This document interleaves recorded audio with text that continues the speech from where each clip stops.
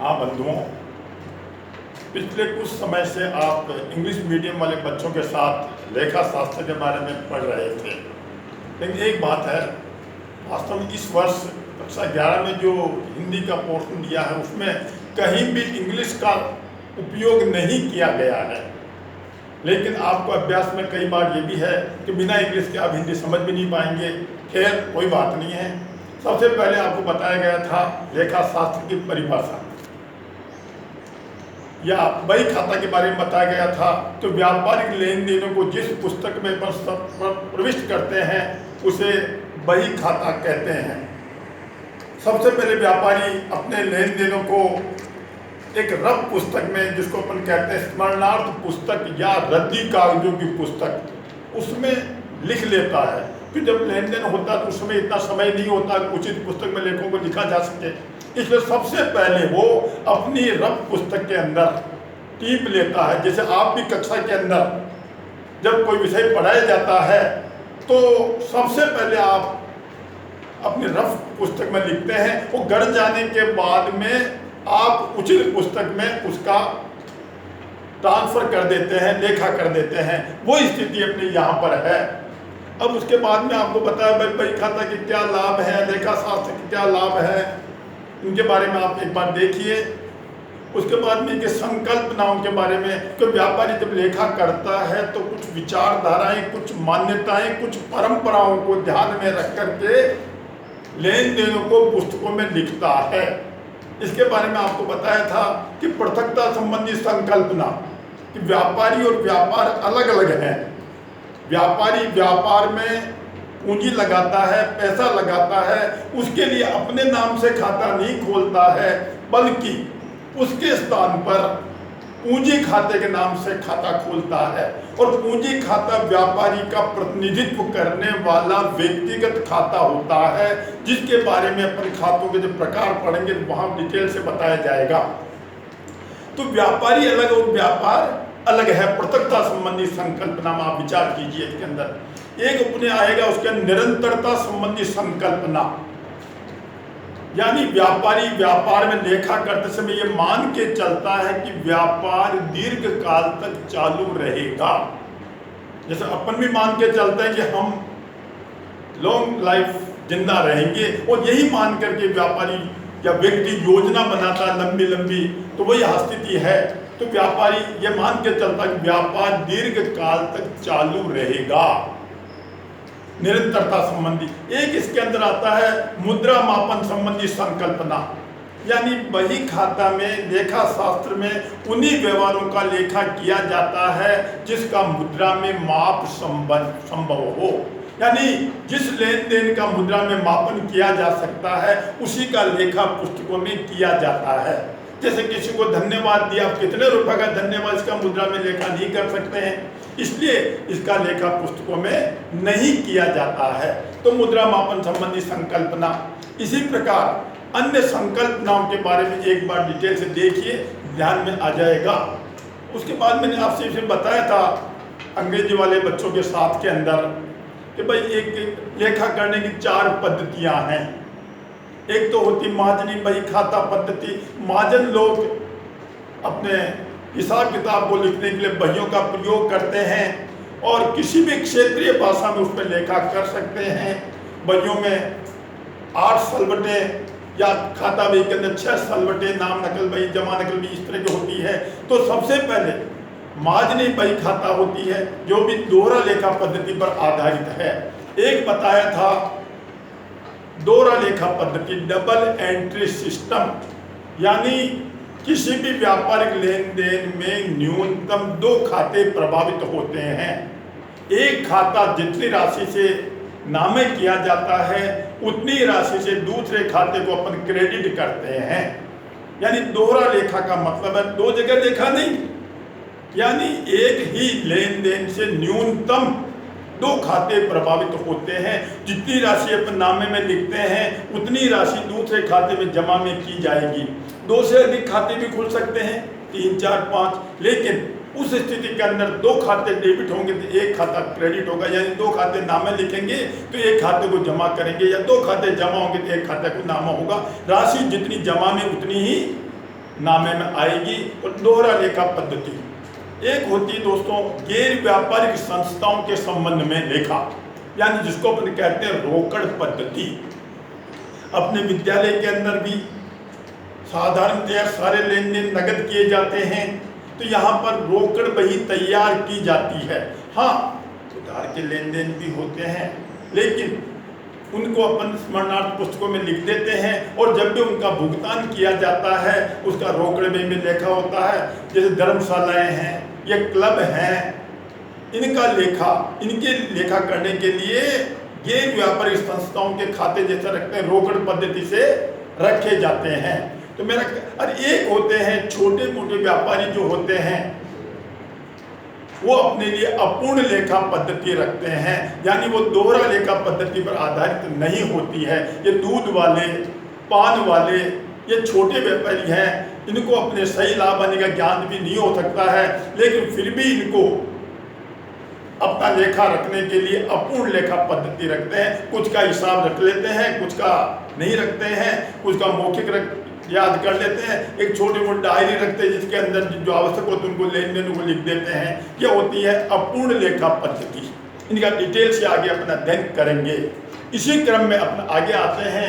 अभी English medium के साथ में आपने शायद पढ़ा होगा जर्नल ओरिजिन ऑफ ट्रांसैक्शन, यानी सबसे पहले प्राथमिक लेखा।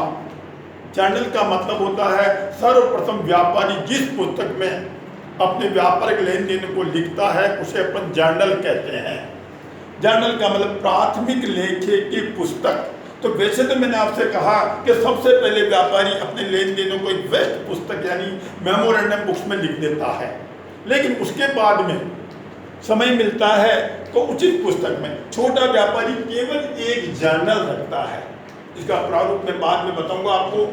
जर्नल में सारे ही लेन देन, माल नगद खरीदा, माल नगद बेचा, उधार माल खरीदा, उधार माल बेचा, संपत्ति खरीदी, व्ययों का भुगतान किया, कोई भी राशि प्राप्त की, सब का लेखा सब जर्नल में लिखता है।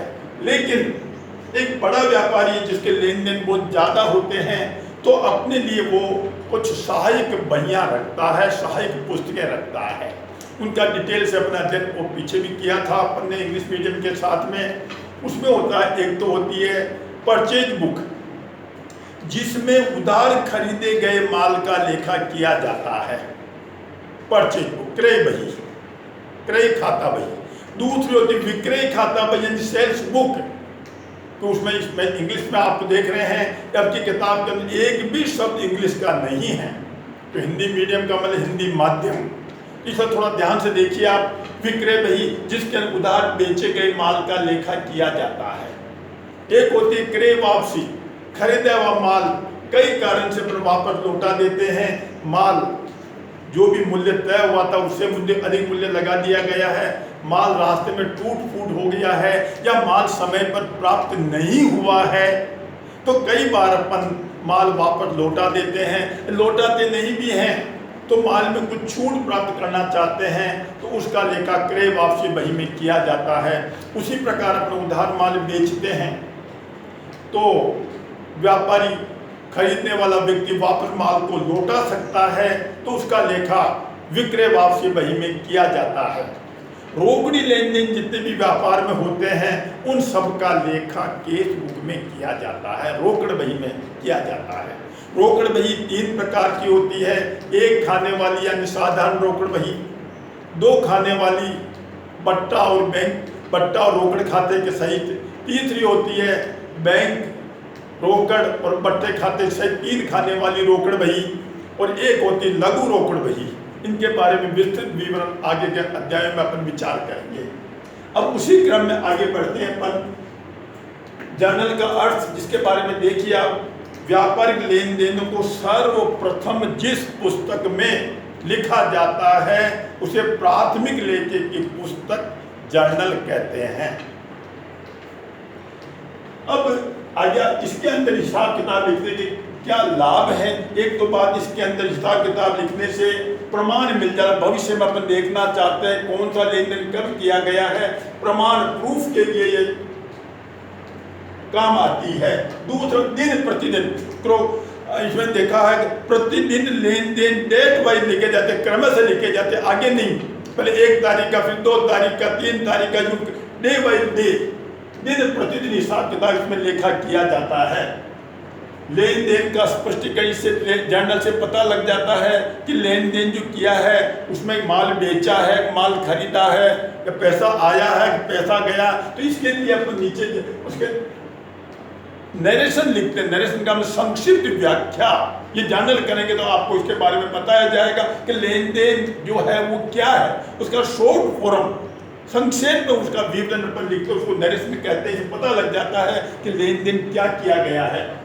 इसके बाद में जर्नल में लेखा करने के बाद में व्यापारी खाता बही में खतौनी करता, क्योंकि जर्नल से ये पता नहीं लग पाता है किससे कितना देना है, किससे कितना लेना है, या कितना माल खरीदा गया है, कितना माल बेचा गया है, या रोकड़ में केस बुक में रोकड़ कितनी पड़ी हुई है, बेस बैलेंस कितना है, इसका पता अपने को नहीं लग पाता है। इसके लिए एक मुख्य पुस्तक होती है, उसको अपन कहते हैं खाता बही। तो जर्नल में लेखा करने के बाद में या सहायक बहियों में लेखा करने के बाद में व्यापारी खाता बही में खतौनी करता है।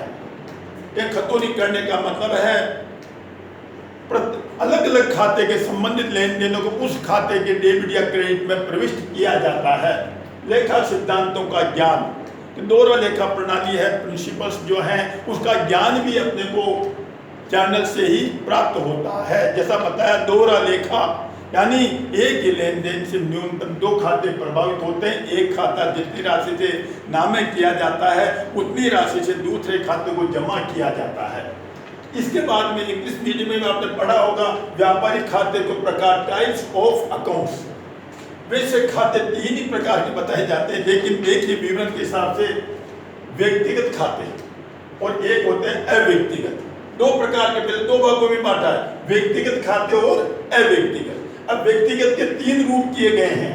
प्राकृतिक व्यक्तिगत यानी प्रकृति के दृष्टि से व्यक्ति हैं, अपन राम का खाता, मोहन का खाता, गणेश का खाता, ये प्राकृतिक दृष्टि से व्यक्ति हैं। तो व्यक्तियों के नाम के खाते वो कहलाते हैं प्राकृतिक व्यक्तिगत खाते। दूसरे आते हैं कृत्रिम व्यक्तिगत खाते। व्यक्ति तो नहीं होते हैं लेकिन उनको भी व्यक्तिगत खाते के श्रेणी में लिया गया है। जैसे बीमा कंपनी का खाता, बैंक का खाता, फर्म का खाता, कंपनियों के खाते। ये जो खाते होते हैं दोस्तों व्यक्ति तो नहीं है, लेकिन इनकी भी अपनी कंपनी की परिभाषा के अंदर, फर्म की परिभाषा के अंदर इनको भी व्यक्तिगत माना गया है, इसलिए इनको अपन कहते हैं कृत्रिम व्यक्तिगत खाते। और तीसरे आते हैं प्रतिनिधित्व करने वाले व्यक्तिगत खाते, जो व्यापारी का प्रतिनिधित्व करते हैं। जैसे देखा आपने, कोई भी व्यापारी व्यापार में पूंजी लगाता है तो अपने नाम से खाता नहीं खोलता है, लेकिन अपने स्थान पर अपना प्रतिनिधित्व करने वाला पूंजी खाता खोलता है, कैपिटल अकाउंट खोलता है। तो पूंजी खाता भी व्यापारी का प्रतिनिधित्व करने वाला व्यक्तिगत खाता होता है। उसी प्रकार व्यापारी व्यापार से निजी प्रयोग के लिए रुपए निकालता है या माल निकालता है तो उसके लिए भी अलग से खाता खोला जाता है, आहरण खाता। तो ये भी व्यापारी का प्रतिनिधित्व करने वाला व्यक्तिगत खाता होता है। तो प्रतिनिधित्व करने वाले खाते भी व्यक्तिगत खाते कहलाते हैं। नेक्स्ट में आते हैं अव्यक्तिगत खातों के भाग किए गए हैं 2, वास्तविक और नाम मात्र के खाते। तो पहले वास्तविक खाते वस्तुगत खाते के नाम से जाने जाते हैं। दृश्यगत वस्तुगत खाते यानी दिखाई देने वाले खाते हैं। व्यापार के अंदर बहुत सी संपत्तियां अपन खरीदते हैं, भवन, मशीन, फर्नीचर, ये दिखाई देने वाले खाते हैं, इनको अपन कहते हैं दृश्यगत वस्तुगत खाते। और दूसरे अदृश्यगत, व्यापार में कोई ऐसी संपत्तियां जो दिखाई नहीं देती, न तो अपन केवल अनुभव कर सकते हैं, न छू सकते हैं, केवल अनुभव कर सकते हैं। जैसे व्यापार के अंदर ख्याति, प्रतिष्ठा, नाम, इज्जत, बहुत से व्यक्ति अपने नाम से, अपने पुरखों की नाम से व्यापार के अंदर लाभ कमाते हैं। एक व्यक्ति ने व्यापार में 1 लाख रुपए लगाए हैं और 40,000 रुपए का लाभ कमाया है, और दूसरे व्यक्ति ने व्यापार के अंदर 50,000 रुपये लगाए हैं, फिर भी उसने 30,000 रुपये का लाभ कमाया है, तो पहले व्यक्ति की तुलना में दूसरे व्यक्ति ने जो अधिक लाभ कमाया है, इसके पीछे उसके पुरखों की ख्याति, गुडविल काम आती है। तो ख्याति भी एक प्रकार से संपत्ति मानी जाती है। इसी के अंतर्गत आता है पेटेंट। कुछ वस्तुओं का अपने सृजनात्मक शक्ति से, क्रिएटिविटी से अपन कोई चीज़ का निर्माण कर देते हैं। जैसे हल्दी से बनी हुई कई चीज़ें, हल्दी का क्या उपयोग है, या नीम की बनी हुई कई वस्तुएं, जो नीम कितना अपने लाभदायक है, इसके बारे में ये अपन कोई दवाइयों का निर्माण करते हैं और उसका सरकार से पेटेंट करवा लेते हैं, तो उससे होने वाला लाभ उस व्यक्ति को मिलता है, उसको कहते हैं पेटेंट। तो पेटेंट भी एक प्रकार से अदृश्य वस्तुगत संपत्ति मानी जाती है, वस्तुगत खाते कहलाते हैं। कॉपीराइट, बहुत से प्रकाशन संबंधी अधिकार किताबें पांडुलिपि लिख करके प्रकाशक को छापने के लिए दे देते हैं, तो उस व्यक्ति को उसके रॉयल्टी के रूप में, अधिकार शुल्क के रूप में राशि प्राप्त होती है, तो वो भी एक प्रकार से संपत्ति, कॉपीराइट भी अधिकार जो होता है। या व्यापारिक चिन्ह, ट्रेडमार्क, व्यापारिक चिन्ह से भी बहुत सी चीजें बिकती है, ट्रेडमार्क से बिकती है, तो ट्रेडमार्क भी एक प्रकार से अदृश्यगत संपत्ति है, वस्तुगत खाता माना जाता है। नाम मात्र के खाते के अंतर्गत आते हैं आय और व्यय संबंधी खाते। व्यापार के अंदर ब्याज प्राप्त करते हैं, किराया प्राप्त करते हैं, डिविडेंड या लाभांश के रूप में कोई राशि प्राप्त होती है। किसी कंपनी के अपने अंश खरीद लिए हैं, तो कंपनी वर्ष के अंदर में लाभ का कुछ हिस्सा अपने को देती है, उसको कहते हैं डिविडेंड। तो ये भी अपने लिए आय है। तो और एक होता है व्यय संबंधी खाते, व्यापार में कुछ अपने खर्चे चुकाते हैं, किराया चुकाया, ब्याज चुकाया, मूल्यह्रास है, डूबत ऋण है, इस प्रकार के जो खाते होते हैं ये कहलाते व्यय संबंधी खाते हैं। तो ये आते नाम मात्र के खाते या लाभ हानिगत खाते भी कहलाते हैं ये। तो खाते वैसे देखा जाए तो यूं 3 रूप के माने गए हैं, व्यक्तिगत खाते, वस्तुगत खाते और नाम मात्र के खाते। लेकिन इनको आप पहले व्यक्तिगत और अव्यक्तिगत बांट दीजिए, फिर अव्यक्तिगत के 2 भाग कर दीजिए, वास्तविक और नाम मात्र के खाते। अब थोड़ा सा आगे बढ़ते हैं अपन, ये अपने महत्वपूर्ण हैं, और जब ये इंटरेस्टिंग सब्जेक्ट बन जाएगा, जर्नल क्या होती है, लेखा करने के क्या नियम हैं, तो अपने को जर्नल में लेखा करने के कुछ रूल्स हैं, नियम हैं, उनको देखिए। व्यक्तिगत खाते के नियम सिंपल रूप में, कोई नई बात नहीं है, बहुत से अनपढ़ व्यक्ति भी इनमें सामान्य रूप से लेखा कर सकते हैं।